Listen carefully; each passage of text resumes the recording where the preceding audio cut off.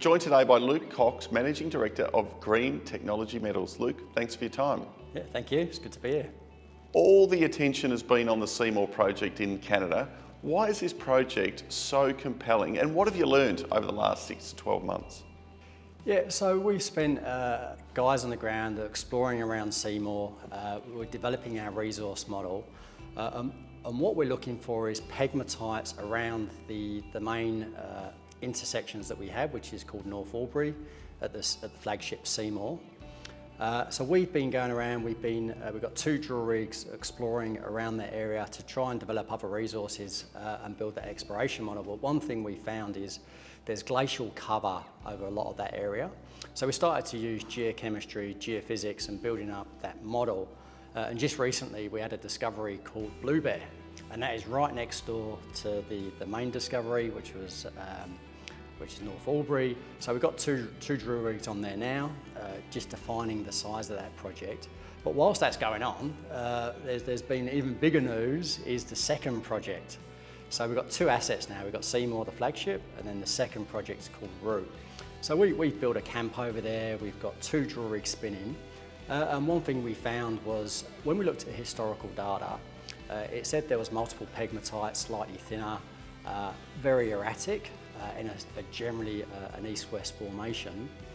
But subsequently, we've drilled this thing now, and we've popped in numerous holes. It actually turns out to be one pegmatite, thicker, higher grade, and shallow. So we're just like, well, that makes it easy. That's a win-win all for everyone. And then so at the RIU project, there's actually several areas that we're looking at. So the first one's called Macomb, and that's where we've got the 2 drill rigs, and we've had significant success there. So I think it was yesterday we released assay results up to 4%. So even though we've got thick intersections over 1.5%, within that intersection we've got these 4 and 5% within it, which is, so it just shows that there's time for the crystals to form into a high grade portion within those pegmatites. And because it started to expand as the drill rigs are going doing resource definition expand out, it started to head west and it's heading east.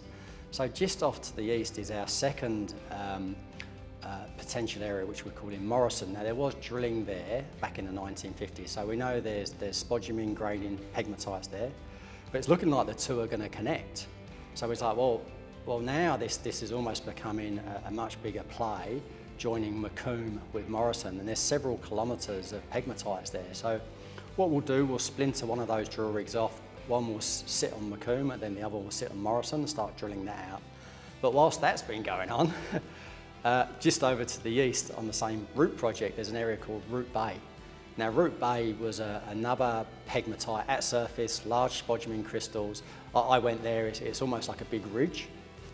And we said, okay, well this has never been drilled. So we did a channel sample through there, that came back high grade as well. And I said, well guys, look, go east-west along this ridge and tell me what you find. So what they've done that, and then subsequently came back with grab samples averaging over 2%. So all of a sudden you've got Macomb joining with Morrison, and now you've got RIU Bay over to the east. So this is just turning out to be a much bigger project for us. So yep, Seymour's great, but watch out for RIU. Where to from here? Yeah, okay, so we're really looking downstream now, we're really pushing hard. So we've been in communication obviously with the Canadian government, specifically in Ontario, and they're really driving from their side a critical mineral supply chain. They need to, they've got the car manufacturers in Ontario now, they've got the battery manufacturers there, and they've got the CAM manufacturers. So that's almost like your downstream area.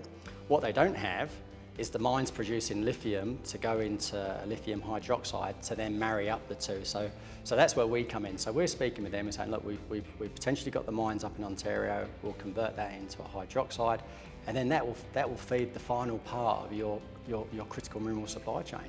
So yeah, so it's been very interesting speaking with the government and finding out what they're prepared to do. So there is, they've got various funds set up now. Just like America, the Americans came out and they said, okay, we're going to do the Inflation Reduction Act. And they said, look, if 40% of your batteries come domestically, then you'll get tax breaks. So the Canadian government are going, okay, well, if you're going to do that, we're going to do our own. So in the next couple of months, you're going to see something come out of Canada of a similar nature, of how they're going to build their supply chain in Canada, and that's what we're part of. So we're saying a made in Ontario business, and that's what we're sticking to at the moment. An excited CEO, rapidly advancing projects, 2 flagship opportunities, Tier 1 jurisdiction, well funded, exciting times ahead for GT1 and its shareholders. Luke, thanks for your time. Thank you. Exciting times.